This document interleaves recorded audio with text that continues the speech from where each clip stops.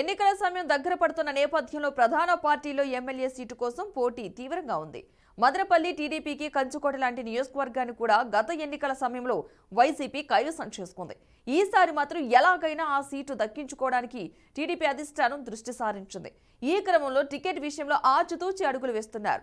ఇక ఇలాంటి పరిణామాలపైన నియోజకవర్గ ఇన్ఛార్జ్ దోమలపాటి రమేష్తో మా ప్రతినిధి గోపీనాథ్ ఫేస్ టు ఫేస్. ఇవాళ మదనపల్లికి రావడం జరిగింది. మదనపల్లిలో మాజీ ఎమ్మెల్యే తెలుగుదేశం పార్టీకి అదేవిధంగా ప్రస్తుతానికి ఇన్ఛార్జ్ దోమలపాటి రమేష్ గారు ఇవాళ మనతో బీఆర్కే న్యూస్తో మాట్లాడడానికి ఉన్నారు. సార్ నమస్కారం అండి. సార్ చెప్పండి, మీరు గతంలో ఎమ్మెల్యే కూడా గెలవడం జరిగింది. ఆ సమయంలో ఏ కార్యక్రమాలు ఇక్కడ స్థానికులకి మీరు చేయగలిగారు? 2004 నుంచి 2009 వరకు నేను ఆనాడు ఎమ్మెల్యేగా ఉన్నాను. అప్పుడు నా దృష్టికి వచ్చినటువంటి ఇబ్బందికరమైన కొన్ని నెరవేర్చగలిగినాం. ఆ రోజు నీటి ఎద్దడి ఉంటే ప్రతి తావున పర్సనల్గా పోయి వేరే చారిటీస్ నుంచి కూడా బోర్వెల్స్కు డబ్బు తీసుకొచ్చి ప్రతి తావున బోర్వెల్స్ కూడా వేసి ఆదుకోవడం జరిగింది. ఈ 5 సంవత్సరాలు జగన్మోహన్ రెడ్డి ప్రభుత్వంలో ఏమాత్రము డెవలప్మెంట్ లేకపోగా అణచివేత ధోరణి ప్రతి ఒక్క వర్గాన్ని ఎస్సీ ఎస్టీ బీసీ మైనార్టీ ఎవరైతే తమ పార్టీని వ్యతిరేకిస్తారో వాళ్ళందరినీ కూడా ఇటు మానసికంగా శారీరకంగా అన్ని రకాలైనటువంటి ఇబ్బందులు పెట్టినారే తప్ప ఎక్కడ కూడా డెవలప్మెంట్ అనేది ఒక చిన్న ₹1,00,000 డెవలప్మెంట్ కూడా ఈ నియోజకవర్గంలో జరగలేదు. కాబట్టి ప్రజలందరూ కూడా మానసికంగా సిద్ధమైపోయినారు. తెలుగుదేశం పార్టీ వైపు మనం రావాలి, తెలుగుదేశాన్ని గెలిపించుకోవాలి, తద్వారా చంద్రబాబు నాయుడు గారు ముఖ్యమంత్రిగా ఉంటే మ్యాగ్నానిమస్గా వర్క్ చేసి తమ పనులు పూర్తి చేసుకోవాలని చెప్పి ప్రజలందరూ వెయిట్ చేస్తారు. మదనపల్లి ప్రజలకి ఇది చేస్తే బాగుంటుంది, అలా చేస్తే బాగుంటుంది అనేటువంటి ఆలోచన దూరదృష్టి మీలో ఏమన్నా కొన్ని ఉన్నాయా? ఖచ్చితంగా ఉన్నాయి, గుర్తించాము. మదనపల్లి ముఖ్యంగా వ్యవసాయ ఆధారిత ప్రదేశం. ఇక్కడ టమాటాలు ఏషియాలోనే నెంబర్ 1 మార్కెట్ యార్డు మాది ఉంది. ఇక్కడ రైతులు ప్రధానమైన సమస్య ధరల సమస్య. ఈ ధరలు స్థిరీకంగా లేకపోగా అప్పుడప్పుడు ఫ్లక్చువేషన్స్ వచ్చి రైతులు తీవ్రంగా నష్టపోతున్నారు. దాన్ని మేము గుర్తించినాం.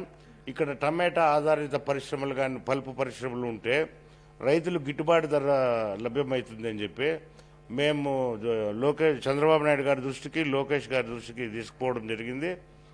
మదనపల్లిని సరికొత్త మదనపల్లిగా టమాటా మార్కెట్ ఆ రోజు 23 ఎకరాల్లో ఎన్టీ రామారావు గారు స్థాపించడం జరిగింది. మదనపల్లికి ఇమ్మీడియట్గా ఒక 100-120 ఎకరాల్లో మార్కెట్ యార్డ్ స్థాపించాల్సిన అవసరం ఉంది.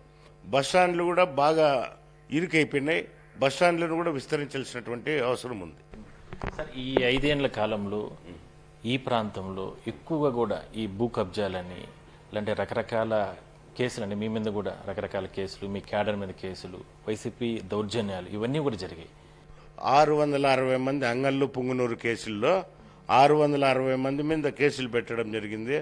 ఆ రోజు చంద్రబాబు నాయుడు గారు కార్యకర్తలకు మనోధైర్యం కల్పించే లక్ష్యంతో మొత్తం కేసులన్నీ కూడా పార్టీ లీగల్ టీమే అన్నీ కూడా అందరికీ బెయిల్ తెప్పించి కేసులంతా కూడా పోరాడుతుంది లీగల్ టీం.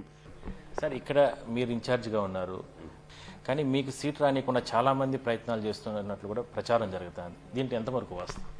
తెలుగుదేశం పార్టీ మాది అనే బాధ్యతగా మొదటి నుంచి కూడా మేము ఏ వ్యవహారం పార్టీకి సంబంధించిన వ్యవహారాలన్నీ కూడా చూస్తూ వస్తున్నాం. కొంతమంది లాస్ట్లో వచ్చి ఇప్పుడు టికెటే ధ్యేయం అనే టైపులో చేస్తున్నారు.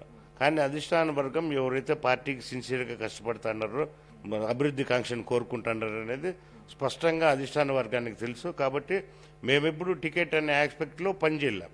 మదనపల్లి ప్రజలందరూ కూడా బాగా చదువుకున్న వాళ్ళు, విఘ్నులు.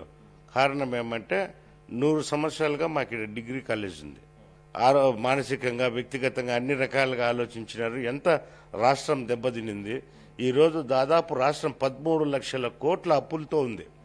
ఈరోజు మనకు ఎంత ఇన్కమ్ వచ్చినా కానీ ఈరోజు మనము సర్వైవ్ అయ్యే పరిస్థితులు లేవు. కాబట్టి ఖచ్చితంగా చంద్రబాబు నాయుడు గారు వస్తేనే భవిష్యత్తు మెరుగైన భవిష్యత్తు ఉంటుందని చెప్పి ప్రజలు ఆలోచించినారు.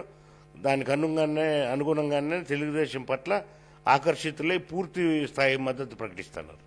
వచ్చేది తెలుగుదేశం ప్రభుత్వమే, ఖచ్చితంగా డెవలప్మెంట్ మదనపల్లిని తీసుకొస్తామంటూ కూడా దోమలపాటి రమేష్ గారు చెప్తున్నారు. వీడియో జర్నలిస్ట్ కోటితో కలిసి గోపీనాథ్, బీఆర్కే న్యూస్, మదనపల్లి నుంచి.